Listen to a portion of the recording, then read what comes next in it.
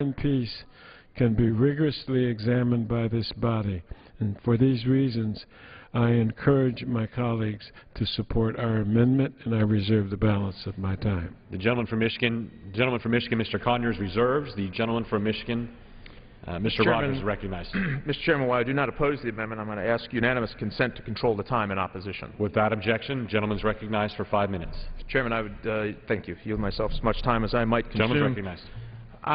This is an interesting amendment. This is something that we do as a matter of course in the committee. And it is as serious a matter as we consider issues of war. It's also interesting that the consequences of a nuclear Iran are not a part of this, and we would encourage that to happen, and we'll engage in that discussion in the committee.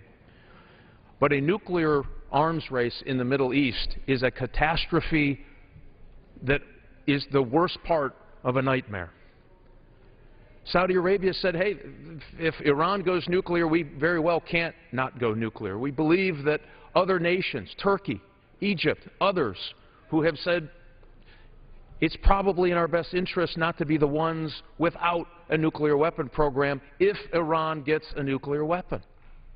The proliferation of nuclear weapons across the Middle East is dangerous, incredibly dangerous. That's one outcome. We also have to consider that outcome as well. And think about where Israel is today. This is a talk about U.S. action against Iran, something that we should consider. We should be very, very careful about all of those considerations. But now think about Israel and what they may or may not have to do when it comes to taking out a nuclear weapon program where they know one of its destination is the very existence of the people of Israel. They live in a dangerous neighborhood. Egypt is now an uncertain partner in peace. There is violence breaking out in the Sinai because of the turmoil and the changes happening in Egypt. Hamas is well armed as we have ever seen them, with missiles aimed at Israel. Hezbollah has about 30,000 is the public number, we believe, of very accurate missile systems pointed at Israel. Iran is moving and marching forward clearly. The IAEA just recently reported a 27% enrichment rate on traces uranium. Now, that doesn't get you to the all-important 95, but it crosses a very critical threshold and a dangerous one, that 20% enrichment rate. That is a dangerous, dangerous place for them to be. You hit 20, it's a lot easier to get to 95. They have certainly shown that they are bad actors in the world. We should consider that as well, and we do in the Intelligence Committee. Imagine the fact that somebody would make the calculation, a nation state, to assassinate an ambassador of another nation in our nation's capital. And if they killed U.S. civilians, so be it. We have seen a proliferation of these type of attacks from Iran. Now, I haven't been very good at it yet. We've caught most of them. But they're learning from every event. And it's happening in places like Turkey and Pakistan, Argentina, other places around the world. We are in a scary place indeed. So I won't oppose this amendment, but we need to look at this in total. And I'll tell you, if you want to stop Iran from getting a nuclear weapon program, we have to step up. And we're doing a fine job on the sanctions now, thanks to this body leading the way for sanctions. Working, but they also have to believe that military options are on the table. If they do not believe it, they'll continue down this path that is dangerous for the national security interest of the United States, of the Middle East, and indeed the world. Nuclear weapons in the hands of rogue elements is a thing that keeps me up every single night. And I can't imagine that arms race in the Middle East making that job of stopping that any easier indeed. So I will not oppose this amendment, but I do think it's important we put it in all of the context of the threat that Iran, a nuclear Iran, poses not just to the Middle East but to the world, and I would yield back my time. The gentleman from Michigan, Mr. Rogers, yields back. The gentleman from Michigan, Mr. Conyers, is recognized. Mr. Chairman, I'd yield to the distinguished gentleman from Ohio, Mr. Kucinich, 1 minute. The gentleman from Ohio is recognized for 1 minute. Thank you very much, Mr. Conyers, and I want to thank the Chair as well for accepting the amendment, and I rise in support of the amendment. I think that Chairman Rogers' concerns are well stated. I know that the security of this country is something that you're committed to, as am I. This amendment, I think, will help slow down the rush towards war by asking those who are involved in our intelligence gathering to focus on just what a war with Iran will mean. Now, I've been studying this in terms of the effects, because we had a discussion a few years ago in Congress about the potential of bunker busters being used. And I looked at that and consulted with medical scientists who told me that a bunker buster would cause radiation to go hundreds, even thousands of miles, not only through Iran, but outside the country and into other countries as well. Major health catastrophe, a lot of innocent people killed. We have to think of the broad impact here of a potential attack, and I think that it's good that you're including this in the bill. Thank you. Gentleman's time has expired. Gentleman from Michigan. Mr. Chairman, I want to thank the ranking member and the chairman of the Intelligence Committees for their concern about this phase of intelligence, and I hope to enjoy their support and the support of the committee as a whole in having this amendment added to the work that is going on here today. I urge support and yield back the balance of my time. The gentleman from Michigan yields back. The question is on the amendment offered by the gentleman from Michigan, Mr. Conyers. Those in favor say aye. Those opposed say no. In the opinion of the Chair, the ayes have it, and the amendment is agreed to. It is now in order to consider Amendment Number 4, printed in House Report 112-504, as modified by the order of the House today. For what purpose does the gentleman from California seek recognition? I have an amendment at the desk made in order by the report, Amendment Number 4. The clerk will designate the amendment. Amendment Number 4, printed in House Report Number 112-504, offered by Mr. Farr of California. Pursuant to House Resolution 667, the gentleman from California, Mr. Farr, and a member opposed, each will control 5 minutes. The Chair now recognizes the gentleman from California. Thank you very much, Mr. Chairman. I ask permission to revise and extend. Without objection. Mr. Chairman, I want to thank our colleagues on this committee. Those of us who are not on the committee have the opportunity to share in participating in the debate on this bill and voting for it. And I would just say that over the years I've been here, I don't think this bill has been brought to the floor in such bipartisan unity as it has this session. I want to congratulate both of them for their leadership. Mr. Chairman, I also want to point out with this amendment that cyber analysis is relatively a new field to the intelligence community. Training and tool development have focused on computer networks, but it's also important to understand the plans and intentions of foreign actors who are involved in cyber attacks and intrusions. How do we best understand foreign plans and intentions? Is it by providing some aspects of foreign language and cultural training to intelligent professionals that includes cyber analysts? This training is essential because it helps the intelligence community. It helps them to understand the behavior of our potential adversaries. It helps them anticipate the actions that may be taken, and it helps them develop potential allies. The traditional missions of the intelligence community have undergone many changes, and the community must invest in new tools and develop creative ways to train its men and women. My amendment is necessary because the intelligence community department heads are not as focused as they should be on the gaps in foreign language skills and the cultural knowledge in the workforce. The intelligence community provides specialized training for its men and women in foreign languages and culture, analysis, and cybersecurity. However, aspects of all these areas should not be brought together as should be brought together as a part of the toolkit for cyber analysts to best meet our nation's challenges. My amendment will not cause undue burden onto the Intelligence Committee. It will serve as an essential reminder to those whose decisions impact training and tool development to remember the value and importance of including foreign languages and cultural knowledge in all aspects of our intelligence mission. I know of no opposition to my amendment, and I would hope that it be supported by both sides of the aisle. Gentleman from California reserves. What purpose does the gentleman from Michigan seek recognition? Mr. Chairman, while I do not oppose the amendment, I ask unanimous consent to control the time in opposition. Without objection, the gentleman is recognized for 5 minutes. Thank you, Mr. Chairman. I just want to applaud the gentleman for his work. We look forward to working with him as we move forward, and I will support the amendment. Yield back. Gentleman yields back. Gentleman from California. Thank you. Thank you for your support. Yield back. Gentleman from California yields back. The question is on the amendment offered by the gentleman from California. Those in favor will say aye. Those opposed say no. In the opinion of the chair, the ayes have it, and the amendment is agreed to.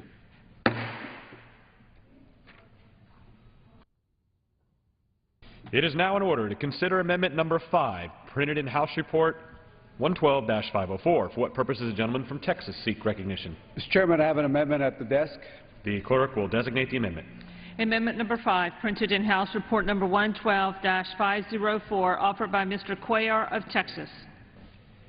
Pursuant. The gentleman will suspend. Pursuant to House Resolution 667, the gentleman from Texas, Mr. Cuellar, and a member opposed, each will control 5 minutes. The chair now recognizes the gentleman from Texas. Thank you, Mr. Chairman. I yield myself such time as I may consume. The gentleman is recognized. Mr. Chairman, I rise today to encourage my colleagues to support my amendment to the Intelligence Authorization Act of fiscal year 2013.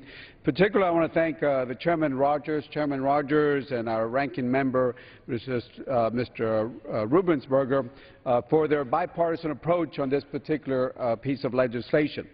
My amendment would authorize the Director of National Intelligence to participate in information sharing with the Republic of Mexico and Canada for the purposes of border security and combating drug trafficking and any related crimes.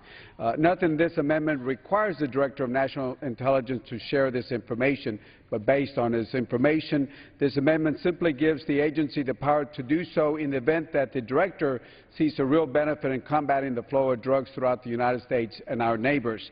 This important amendment will go a long way toward making sure our northern and southern neighbors have all the tools we can offer to stop the violence and trafficking caused by drug cartels. The Republic of Mexico, Canada, and the United States share a deep concern over the threat to our societies by drug trafficking and other criminal organizations operating on both sides of our common borders. The growing operational and financial capabilities of criminal groups that traffic in drugs, arms, persons, as well as transnational criminal activities pose a clear and present threat to our lives and the well-being of U.S., Canadian, and Mexican citizens.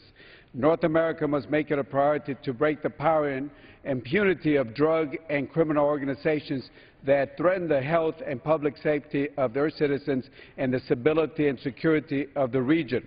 Both the Canadian and Mexican governments are profoundly committed to the concerted bilateral strategic and tactical cooperation necessary to combat effectively this criminal activity, particularly the threat it presents to our nation's youth and the importance of having adequate access to intelligence information. This amendment will make whatever intelligence gathered by the United States that can be shared and will help stop the flow of illegal drugs. In addition, this amendment will ensure that whatever intelligence gathered by our neighbors can be properly used by our law enforcement to make sure that we stop the drugs. And finally, Mr. Chairman, I certainly want to say that I do appreciate, again, the work of our ranking member and the chairman. I hope that the chairman is supportive of this amendment.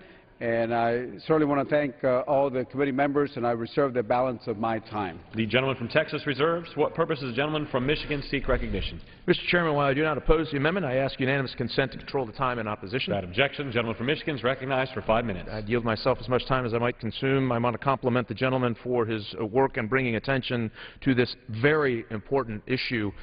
We have a serious problem on our southern border with our friend, neighbor, and ally, Mexico. They are under siege by organized criminal narco-trafficking organizations. And if you have just looked at the sheer death count and the murder and mayhem in some of the provinces along our southern border, it is shocking.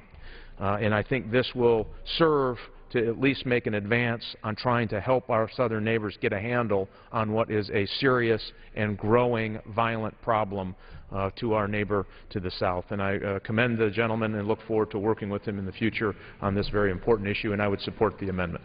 I yield back. The gentleman from Michigan yields back. Gentleman from Texas.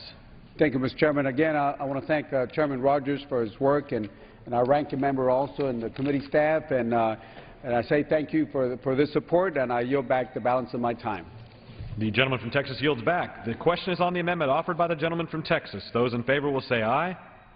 Those opposed, no. In the opinion of the chair, the ayes have it, and the amendment is agreed to. It is now in order to consider amendment number 6, printed in House Report 112-504, as modified by the order of the House today. For purposes, the gentlewoman from California seek recognition. Mr. Chairman, I have an amendment at the desk. The clerk will designate the amendment. Amendment number 6, printed in House Report number 112-504, offered by Ms. Hahn of California. Pursuant to House Resolution 667, the gentlewoman from California, Ms. Hahn, and a member opposed each will control 5 minutes. The chair now recognizes the gentlewoman from California.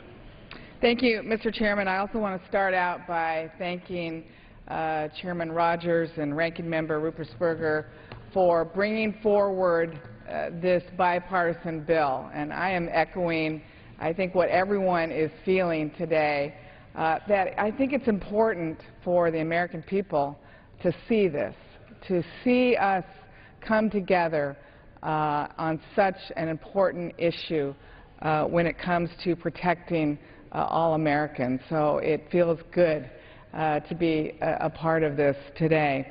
And I know that we face complex challenges and threats to our national security. I don't think anyone ever wants to see another September 11th terrorist attack on this nation. And to prevent that, I know we need to use many tools at our disposal to combat the ever-evolving dangers that threaten our society. We need all levels of law enforcement to work together to ensure that we're safe. But we must protect the rights of all of our citizens as we do this. We cannot allow our desire to protect our country come at the expense of any group in this great country. This is the promise of our nation's founding fathers. The promise of equal justice under the law is etched in our Supreme Court building. This is part of our nation's DNA, and that's the promise of equality. My amendment furthers this promise. It requires the Civil Liberties Protection Officer, which is in the Office of the Director of National Intelligence, to ensure that any training between the intelligence community and law enforcement includes the protection of constitutional rights of racial and ethnic minorities. Mr. Chairman, we cannot take our national security for granted, but we have to ensure that everyone has equal justice under the law. And I reserve the balance of my time. Thank you. Gentlewoman reserves. For what purpose does the gentleman from Michigan seek recognition? Mr. Chairman, while I do not oppose the amendment, I ask unanimous consent to control time in opposition. Without objection, the gentleman is recognized for 5 minutes. I yield myself as much time as I might consume, Mr. Chairman. I want to thank the gentlelady for her concern on these very important issues. One of the things that's so important, I think, to our country is that we do have a strong and robust national security service of all sorts. And in order for that to work and be the most effective, people have to have trust in it. They have to understand that their rights are protected. And I think this amendment states exactly where they are and where they should be. And therefore, I won't oppose the amendment, and I applaud the gentlelady's concern and effort. It will serve as a valuable reminder, I think, to the men and women who are standing tall in our defense, what it's all about and why they do it. Thank the gentlelady, and I support the amendment and yield back the balance of my time. The gentleman yields back. The gentlewoman from California. Thank you. Again, thank you to the chairman and the ranking member for bringing this bipartisan bill forward that I think will have such great support. Thank you. The gentlewoman yields back. The question is on the amendment offered by the gentlewoman from California. Those in favor will say aye. Those opposed will say no. In the opinion of the chair, the ayes have it, and the amendment is agreed to.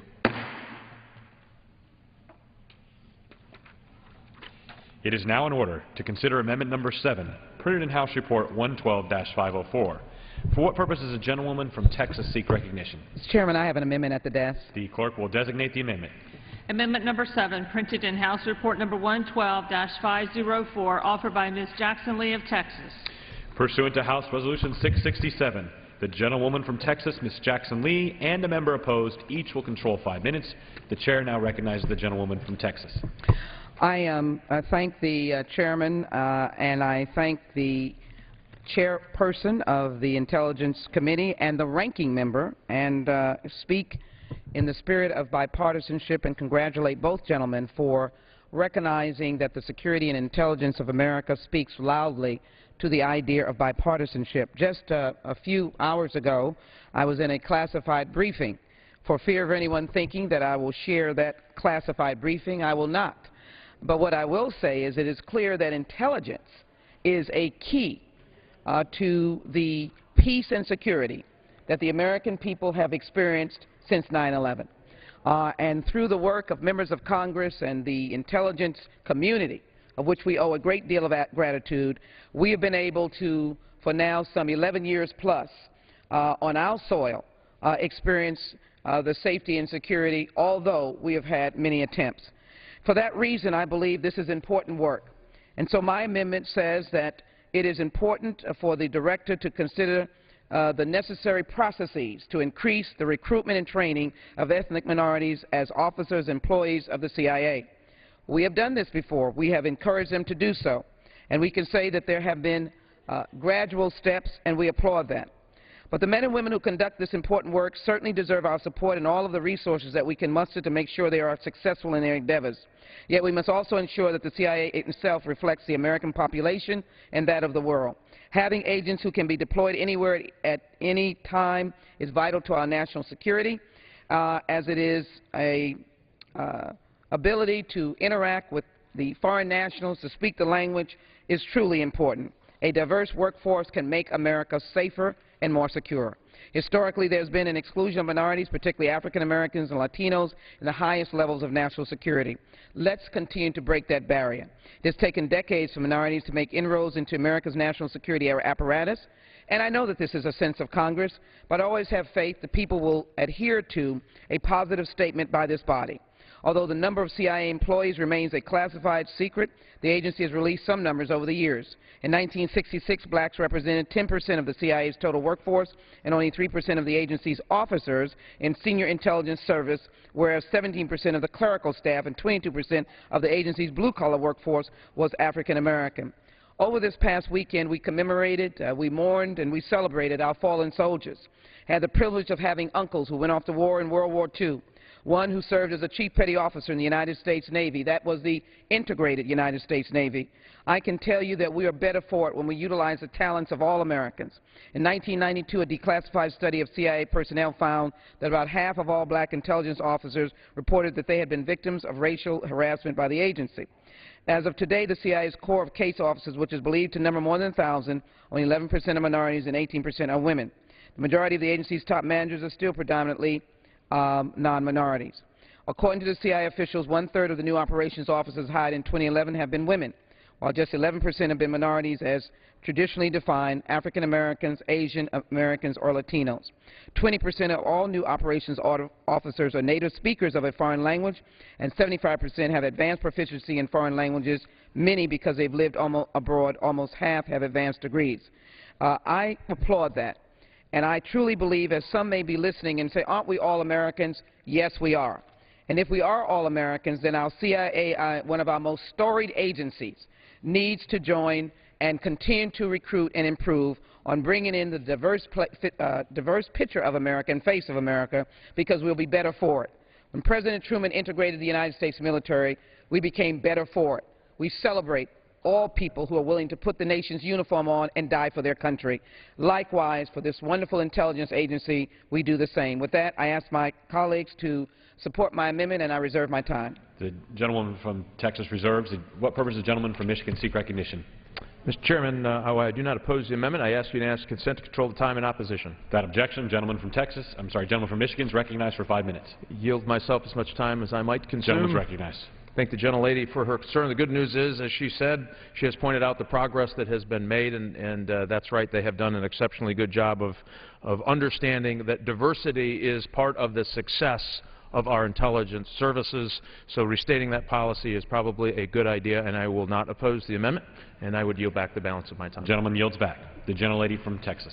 I thank the gentleman. I thank the ranking member as well. In closing, let me just say that let me pay tribute to a Garrett Jones, who served as a CIA station chief in Somalia during peacekeeping operations in 1993, and he was cited as an African-American officer who was able to work undercover for weeks in North Mogadishu, which he said would have been all his duty officers said would have all but been impossible by Jones' other officers. We all have a contribution to make, and I look forward to this sense of Congress not being weeded out in conference and re-emphasizing the importance of this effort. With that, I ask support of the amendment, and I yield back.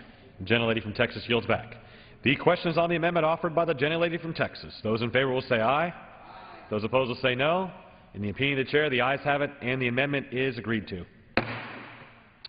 It is now in order to consider amendment number 8, printed in House Report 112-504. For what purpose does the gentlelady from Texas seek recognition? I have an amendment at the desk, amendment number 8. The clerk will designate the amendment. Amendment number 8, printed in House Report number 112-504, offered by Ms. Jackson Lee of Texas. Pursuant to House Resolution 667, the gentlelady from Texas, Ms. Jackson Lee, and a member opposed, each will control 5 minutes. The chair now recognizes the gentlelady from Texas. Again, let me thank the chairman of the committee and the ranking member for bringing forward a bipartisan initiative. And I hope that this would add to, again, reemphasizing what we have begun to do and that we will continue to do. And that is to recognize the value of security, but also recognize what Americans hold dear, their privacy, their respect for individual rights, their civil liberties. And so this amendment speaks specifically to the importance of protecting the civil liberties of religious and ethnic minorities. I can cite, of course, for the moments in history where we have failed. Certainly the Japanese internment loudly speaks in current modern-day history on the tragedy of not respecting the civil liberties of Americans. Certainly if we proceeded as far back as the slave history of America, we could see that those who are on American soil who would have sought well to be Americans, their civil liberties were not protected. But America has made great progress. And I think it is important as we look at new populations that come to this country that we particularly focus on this whole concept of religious liberty. It is a concept that sometimes is very difficult to adhere to. I may not agree with your faith and your religion, but you have the right to practice it as long as you're not doing harm to the American people. For example, President George W. Bush in 2001 told the American Congress during that very difficult time, and that is that terrorists practice a fringe form of Islamic extremism that has been rejected by Muslim scholars and the vast majority of Muslim clerics, a fringe movement that perverts the peaceful teachings of Islam. And so this particular faith certainly has been one that has been most noted, and I think we have all come to the conclusion that we should protect the civil liberties of those who practice their faith under the Constitution of the United States, which the First Amendment guarantees the right to freedom of access, freedom of movement, freedom of religion, freedom of speech. And I would hope that in the intelligence community, as they do their work fighting terrorism, fighting the potential of those terrorist cells that may find themselves to our soil, that they will recognize the right of individuals to practice the faith and the aspect of the faith that follows the tenets of their faith and not categorize those individuals simply because of their faith that they might be intending to do us wrong. There are many incidences where we have the kind of treatment of individuals because they happen to be of a particular background, particular ethnicity, racial background, and then, of course, faith. But I want to speak to this amendment so that people will know that it is a broad base, because many times we have disagreement with a number of subsets of different faiths, whether it's Protestant, whether it is faith that we are used to addressing. So the question is, it is a statement that says that the civil liberties of all Americans will not be deprived through the necessity of protecting this land through our intelligence community on the basis of their religion and ethnic minorities. We know that in some jurisdictions there have been incidences of individuals that believe that their privacy has been intruded upon. I would hope that in the framework of the fine work that the intelligence community has to do, that there is no intimidation of making sure that civil liberties can be protected. Many of us have debated a number of bills on the floor of the House dealing with privacy questions. I think it is important in this sense of Congress to always restate that we are committed to national security, but we're committed to the civil liberties of those within our soil, American citizens. With that, I reserve my time and ask my colleagues to support my amendment.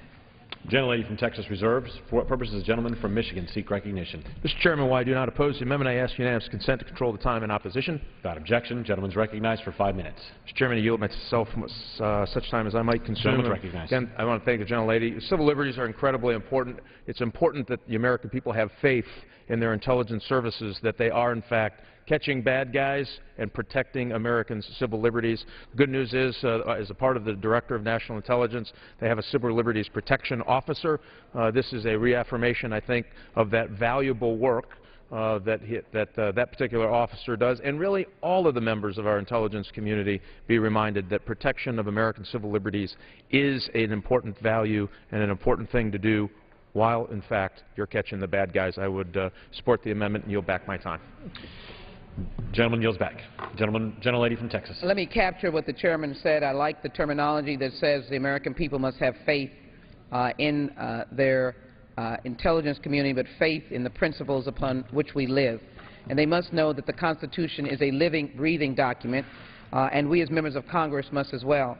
So again, I make a plea that this sense of Congress is a reaffirmation, but also a encouragement and a statement that should be in this bill, that we respect the civil liberties of racial, ethnic, and religious minorities, and in fact, so will our intelligence community.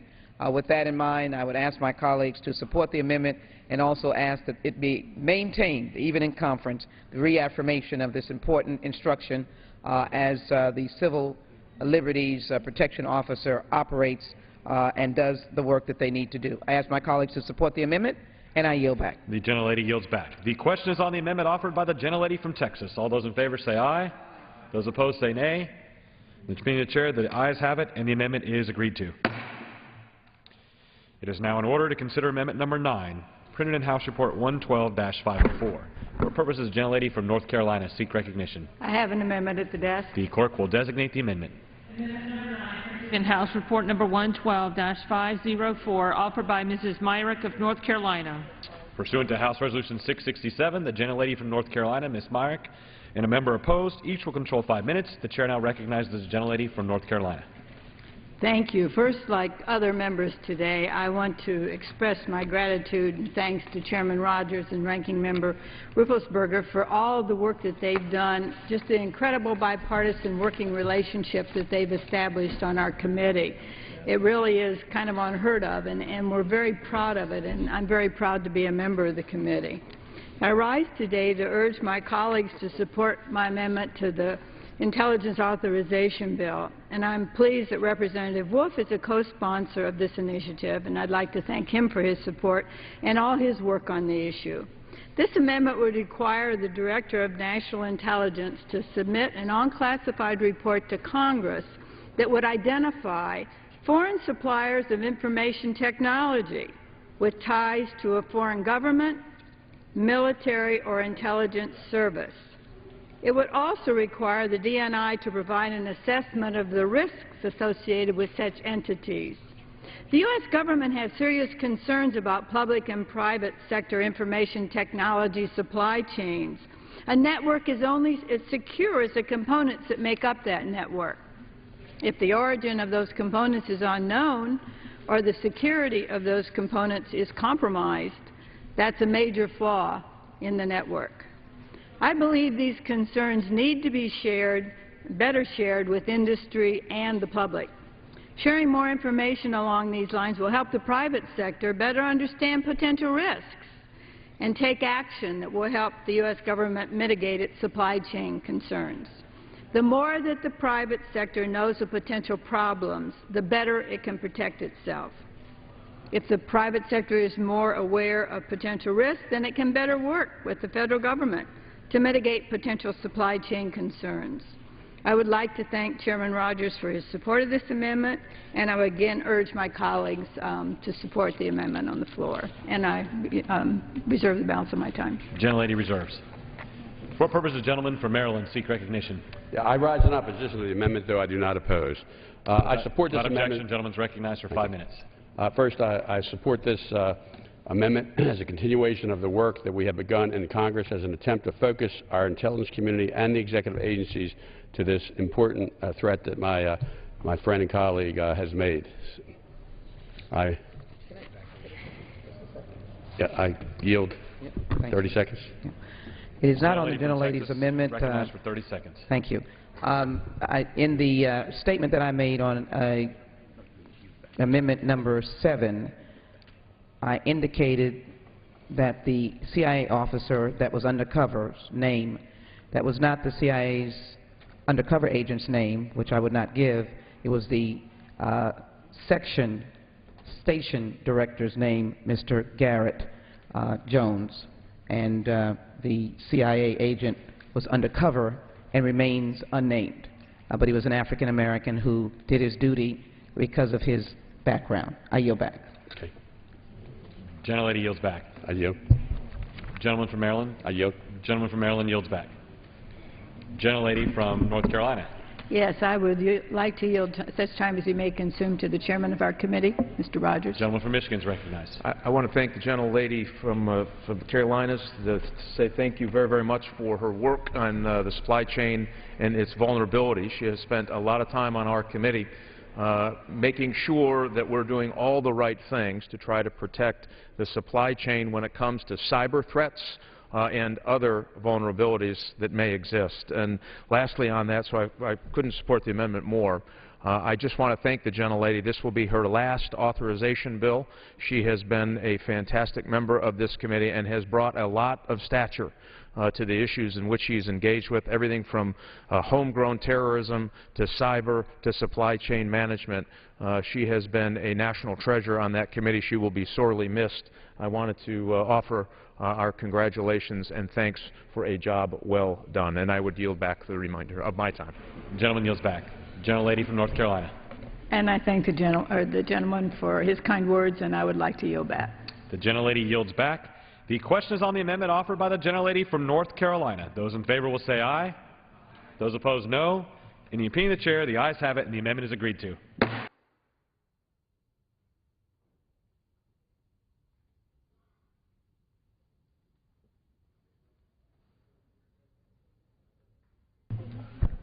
The question is on the committee amendment in the nature of a substitute. Those in favor say aye.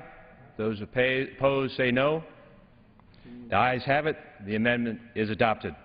Accordingly, under the rules of the committee rises.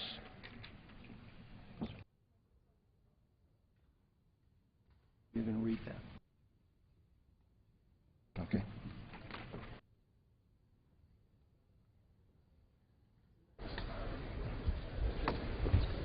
Mr. Chairman. Okay, Mr. Speaker, the Committee of the Whole House on the State of the Union has had under consideration H.R. 5743, and pursuant to House Resolution 667, I report the bill back to the House with an amendment adopted in the Committee of the Whole. The Chair of the Committee of the Whole House on the State of the Union reports that the committee has had under consideration the bill H.R. 5743, and pursuant to House Resolution 667, reports the bill back to the House with an amendment adopted in the Committee of the Whole. Under the rule, the previous question is ordered. The Chair lays before the House the following enrolled bill.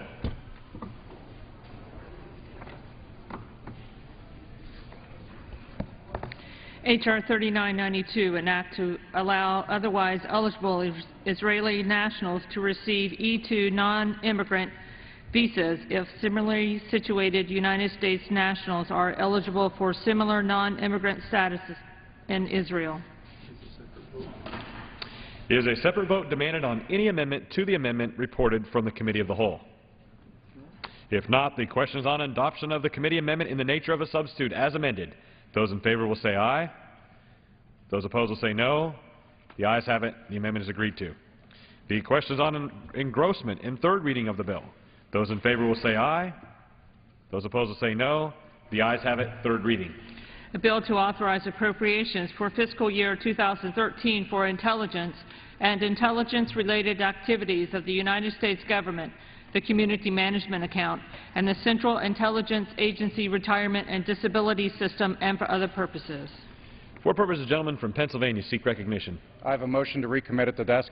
Is the gentleman opposed to the bill? In its current form. The gentleman qualifies. The clerk will report the motion. Mr. Kretz of Pennsylvania moves to recommit the bill H.R. 5743 to the Permanent Select Committee on Intelligence, with instructions to report the same back to the House forthwith with the following amendments. After Section 501, page... Consent to discard with the reading. Is there objection? I object. There's objection. The clerk will read. After Section 501, page 21, after line 14, insert the following new section. Section 502, protecting United States military strength, technological prowess, and American jobs, A, in general, and obligating and expending funds authorized to be appropriated by this Act. The head of each element of the intelligence community shall take all steps necessary to protect and ensure that, 1, the intelligence and military capability of the United States is not improperly transferred to or stolen by a foreign nation or a state sponsor of terrorism. 2, the intelligence and military capability of the United States and sensitive information pertaining to economic, financial, and consumer information is protected from cybersecurity attacks, including cybersecurity attacks from Iran and China. And 3, contracts and work performed for such elements of the intelligence community is first provided to the United States companies and workers and not outsourced to foreign-owned companies unless the Director of National Intelligence determines that it is in the interest of national security. B, state sponsor of terrorism defined. In this section, the term state sponsor of terrorism means any country, the government of which the Secretary of the State determines has repeatedly provided support for acts of international terrorism pursuant to Section 6J of the Export... Gentleman from Michigan. Chairman, Mr. Speaker, I would move that the amendment be considered read. Is there objection? Without objection, so ordered. The gentleman from Pennsylvania is recognized for 5 minutes. Thank you, Mr. Speaker. Mr. Speaker, intelligence gathering has always been a key component of keeping America strong and resilient throughout our history, and it is imperative in this post-9/11 era. It is crucial that the intelligence community be provided the resources they need to combat threats from foreign powers and global terrorist organizations. This is why I'm offering this final amendment today to help strengthen our defenses against physical and cybersecurity attacks. Mr. Speaker, this is the final amendment to the bill. This amendment will not kill the bill or send it back to the committee. If it is adopted, the bill will immediately proceed to final passage as amended. My amendment contains 3 components that will ensure we continue to provide the best security to our nation. First, it would instruct the head of each element of the intelligence community to take all steps and precautions to ensure that the intelligence and military capability of the United States is not improperly transferred or stolen by a foreign nation or a state sponsor of terrorism. Excuse me. Mr. Speaker, we live in a time where information is readily available and transferable at the click of a mouse or the stroke of a keyboard.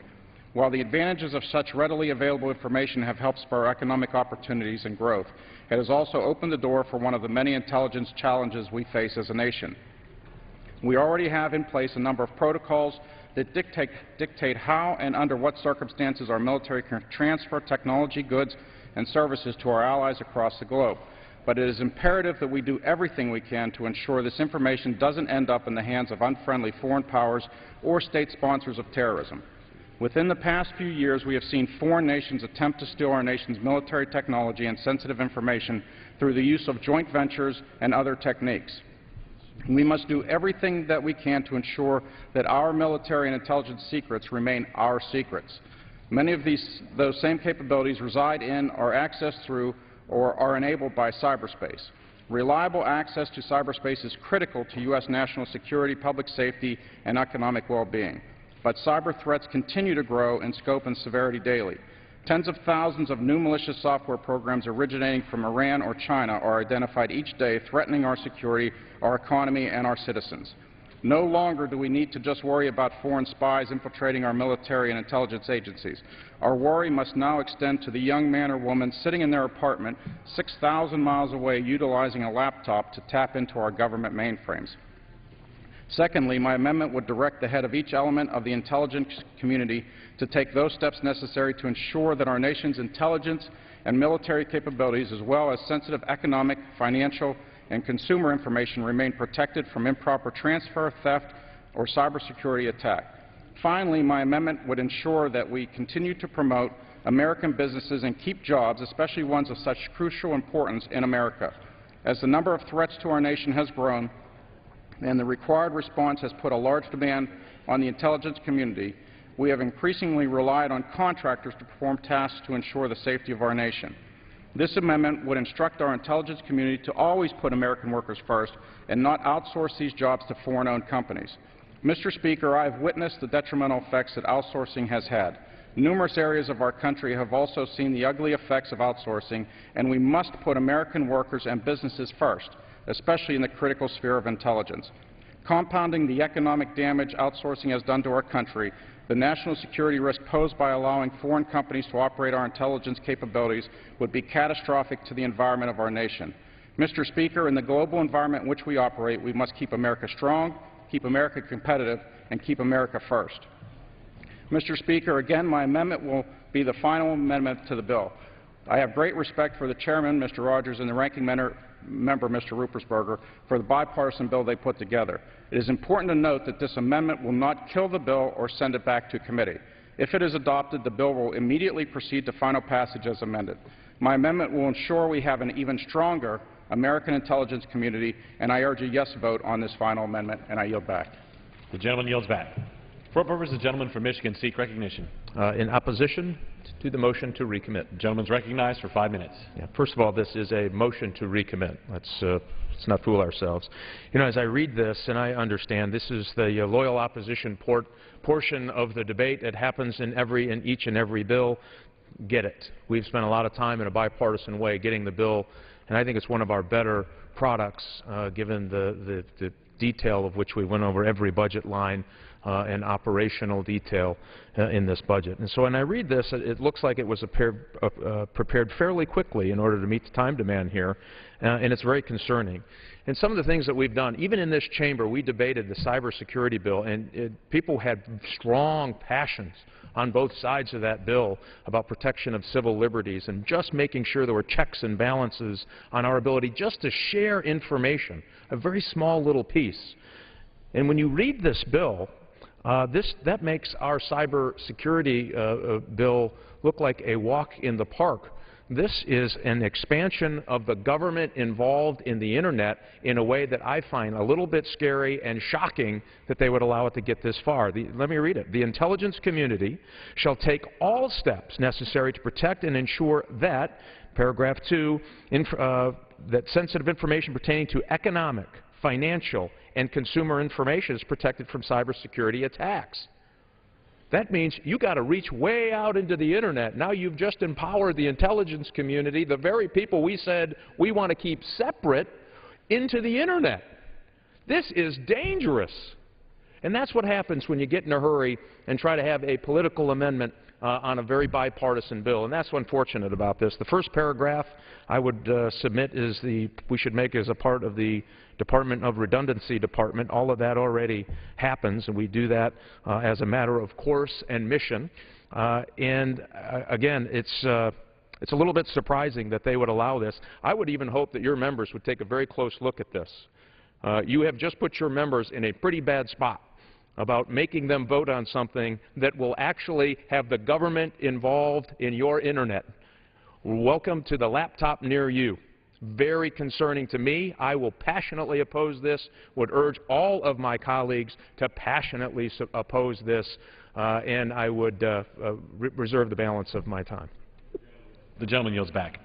Without objection, the previous question is ordered. The question is on the motion to recommit. Those in favor will say aye. Those opposed will say no.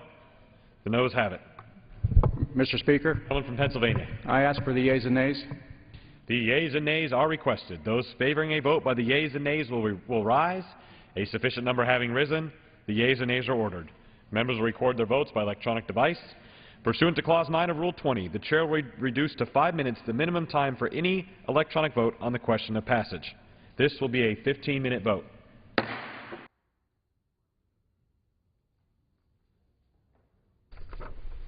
The House this afternoon has been debating the fiscal year 2013 Intelligence Authorization Bill, including 9 amendments. They adopted those 9 amendments, and here voting on the motion to recommit, Democratic motion to recommit, which would require the head of each element of the intelligence community to protect intelligence from being stolen by or improperly transferred to a foreign state or state sponsor of terror. It's the last chance to change the bill before final passage.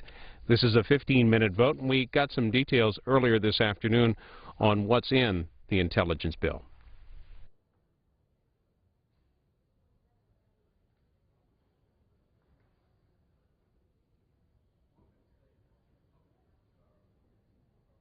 House this afternoon working on the reauthorization of intelligence programs, and Chris Strome with Bloomberg News joins us from Capitol Hill. What does this legislation encompass?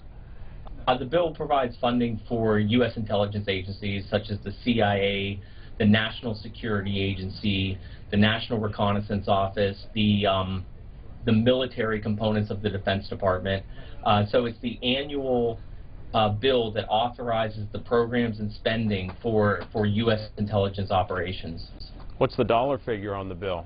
Well, the exact amount is classified, but we do know that the administration asked for $71.8 billion, and the amount that the bill provides is actually up from that.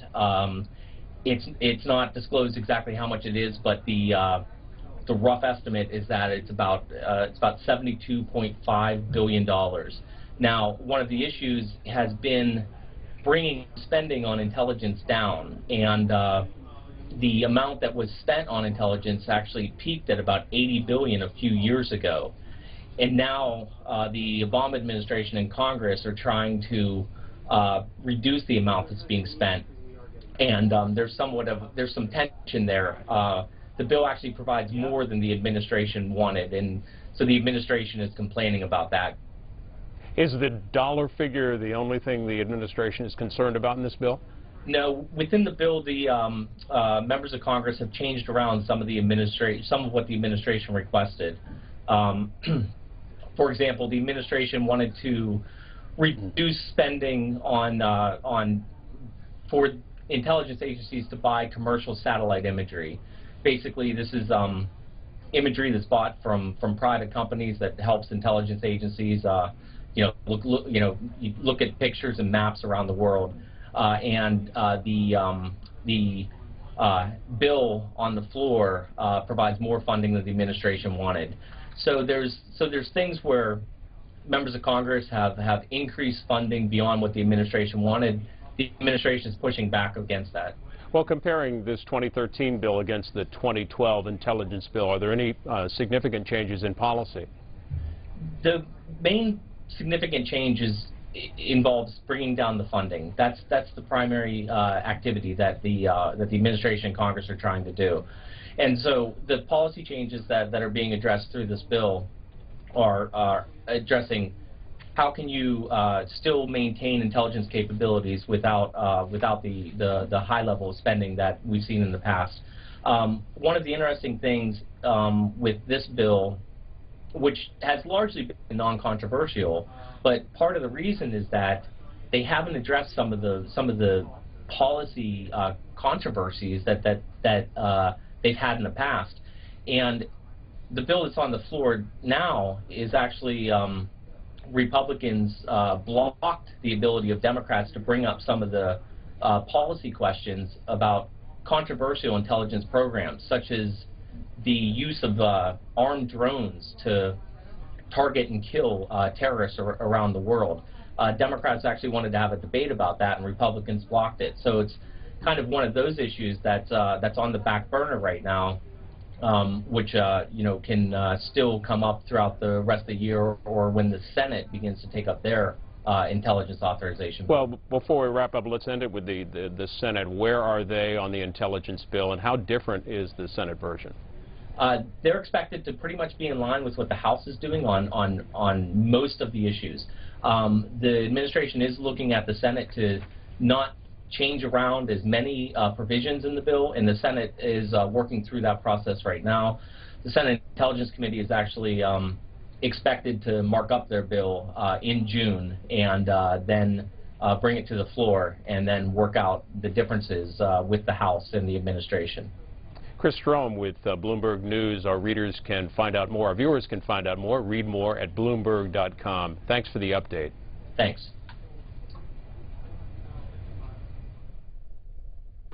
And the House has finished debate, all debate in the Intelligence Authorization Bill. This is the vote on the motion to recommit, a last chance to change the bill. Final passage is next, and that'll be a 5-minute vote. And then we expect the House to move on to a general debate on one of the 2013 spending bills, the Military Construction and Veterans Affairs Bill. Earlier today, the House passed a bill, I should say, failed to pass a bill, failed to get the 2/3 required, a bill that would have made it a federal offense to perform or coerce a woman into a sex selection abortion. And this needed 2/3 to pass. The vote was 246 to 168 in the House. It was mentioned by John Boehner and other Republicans earlier this morning as they briefed reporters on today's action in the House and the upcoming agenda this week. We'll show you as much as we can in the briefing as this vote continues.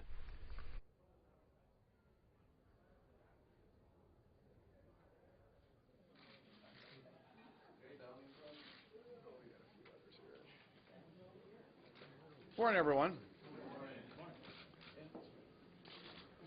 You know, the number one concern amongst the American people continues to be about the economy and the lack of jobs that comes along with a slowly recovering economy. That's why Republicans continue to focus our efforts here in the House on those things that will help our economy. Yesterday, we did the FDA reform bill that would help all types of pharmaceutical companies, medical device companies, get quicker approval through the bureaucracy at the FDA. And you'll see us move next week to repeal the medical device tax contained in Obamacare that will drive up the cost of health care in America and drive many of these companies overseas. You'll also see us next month extend all of the current tax rates, bringing some certainty to the tax code. And you'll see us continue to focus our efforts on jobs, including a moratorium on new regulations coming out of this administration. Listen, while President Obama and the Senate Democrats continue to stay focused on the election, our focus is on getting our economy going and creating jobs in our country for the American people. Good morning. Last week, I had the opportunity when I was home in Richmond to visit several small business people. And suffice it to say that they remain concerned and are reflecting the kind of message that we're receiving from public polling across the country.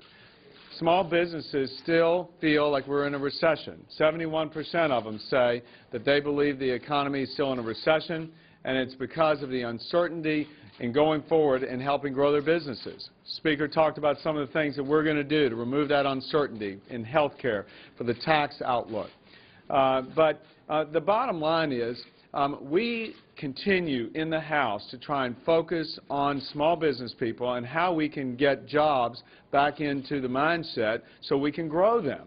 We don't grow them from Washington, we grow them from small businesses, and that's what our agenda is about empowering the small businessmen and women who are the backbone of this economy.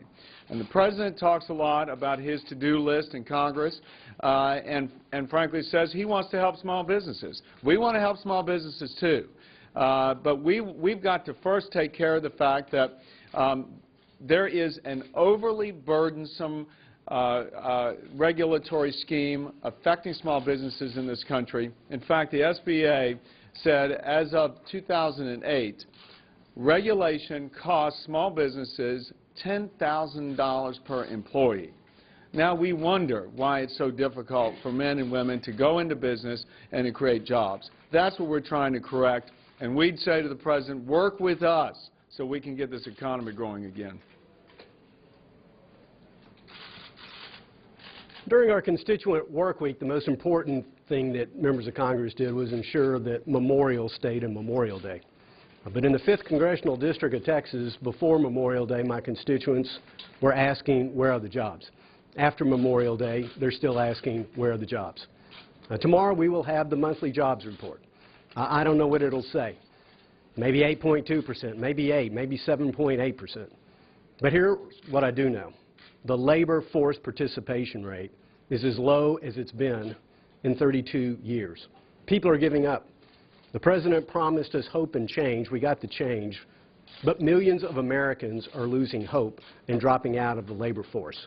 Millions remain unemployed. Millions more remain underemployed.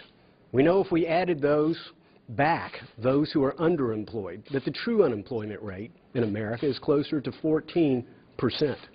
And as long as the President continues to threaten the single largest tax increase in America's history, as long as he's bringing us trillion-dollar deficits that small business people know that eventually they'll have to pay off, as long as he continues to double the size and complexity of regulations on American business, we will continue to have the slowest and weakest recovery since the Great Depression. That's why Republicans in the House will continue to work for our plan for America's job creators, and we hope before it's too late that the President will pay attention. When it comes to the economy, I think it's also important to keep in mind the debt and the record debt and the impact that it has on economic growth. If you want to see the consequences of President Obama's record debt on this country, all you have to do right now is look at what's happening in Greece as well as the rest of Europe. Greece's economy is 2% of the entire European Union, and yet because of their record borrowing and spending, they're requiring global bailouts, and they're also causing quite a disruption in our markets. But Greece is really not a unique situation. It's really the canary in the coal mine as such, when you consider that the rest of Europe is not that far behind Greece, and America is not that far behind Europe. And that's why it's so important when Speaker Boehner said that we have to have spending reductions in our debt negotiations, because in order to see economic recovery, true economic recovery in this country, we're going to have to deal with the debt. The Republicans are up to that challenge. The question is whether or not President Obama is. We have an unbelievable opportunity to correct an error in current law, and that's this. In a couple of hours, the House Ways and Means Committee is going to take up the repeal of the medical device tax, and that's important at a couple of different levels. The first is we have had an operating assumption within all of our lifetimes who are present here today that there is going to be a new, fantastic, life-changing, transformational health event or device that comes along, and we have all assumed it. But that assumption is at risk now because of this device tax that does two things. It puts a restraining influence on innovation, and it puts more and more pressure to put innovation overseas. With the repeal of this device tax that the committee will take up today, we've got not only a chance to put a stake in the ground in terms of American innovation, but also to do something that would be a restraining influence against the 43,000 jobs that this is likely to cost. Look, the White House is running an approach that says that the only way they can seek re-election and ultimately win re-election is to distract the American public from failed policies on job creation and taxes and energy and health care. And it's an old playbook that says, look at the shiny object over here, but the public's not going for it.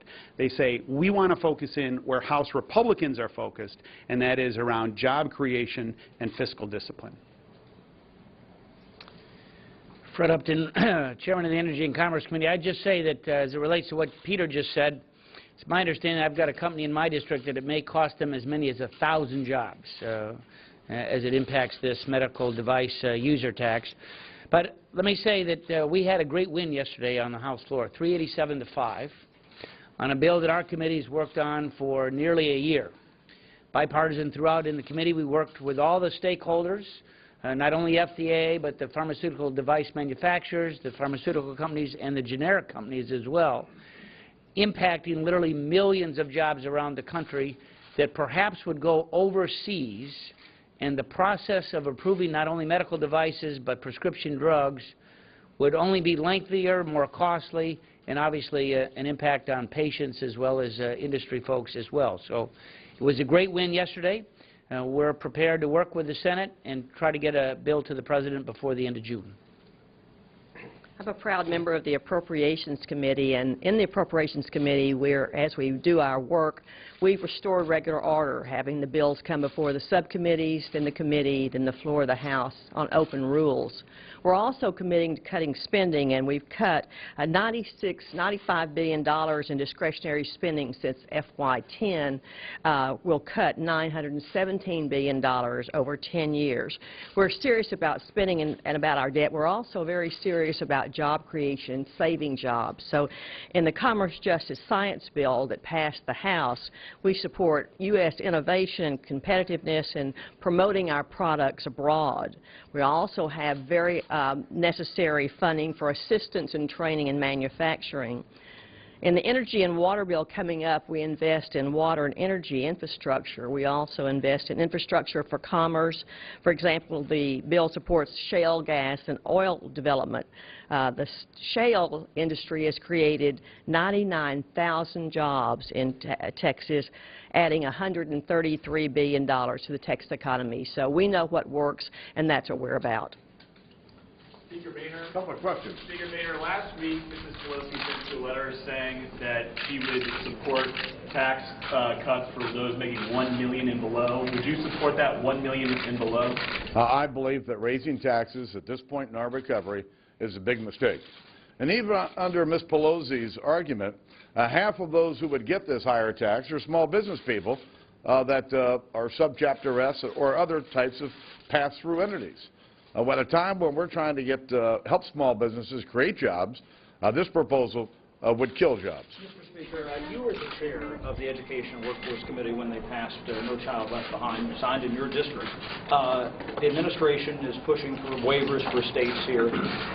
What is there's members on both sides of that who want to change the bill. How do you feel about that? What is the best approach since you were the author of that landmark piece of legislation? Well, I think both Democrats and Republicans on the Hill, as well as Secretary Duncan, want to ensure that we have real accountability in our schools. Listen, these kids are America's future, and ensuring that they get the best possible education is everyone's goal.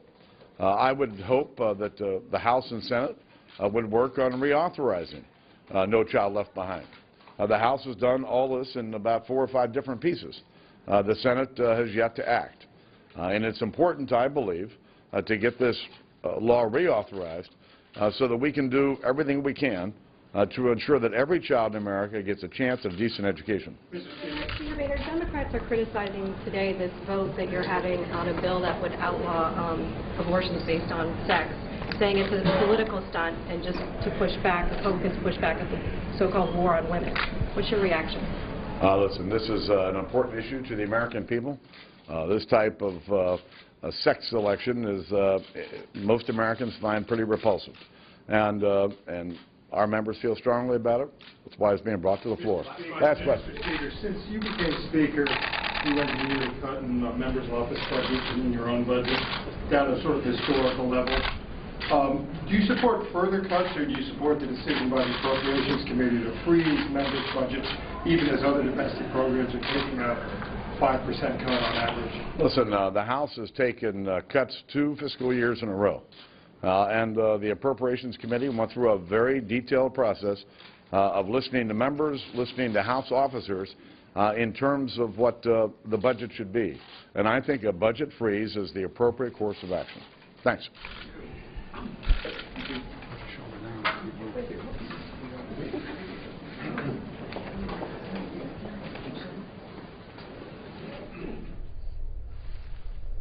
House Republican leaders from earlier today on the floor, they are wrapping up work on the 2013 Intelligence Authorization Bill.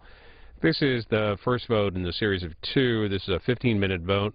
The motion to recommit requiring the head of each element of the intelligence community to protect intelligence from being stolen or improperly transferred to a foreign state or state sponsor of terror. It's the last chance to change the bill. Mike Rogers, the Intelligence Chair, has been managing the bill on the floor for Republicans, said, quote, "This is the loyal opposition part of the debate."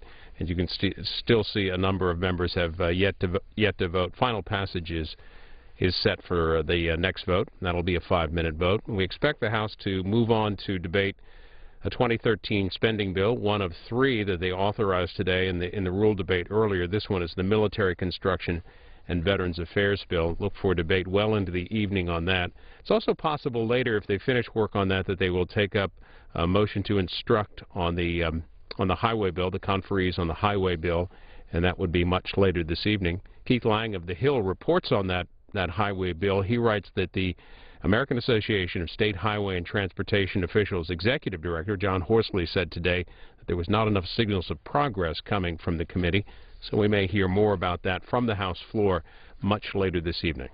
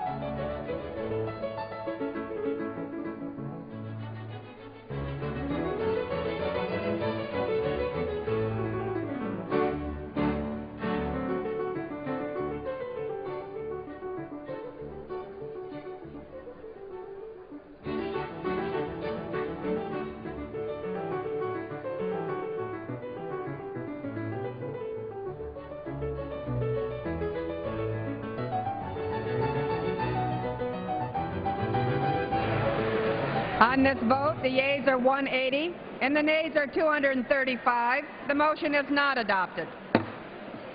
The question is on passage of the bill. Those in favor will signify by saying aye. Those opposed will say no. Michigan?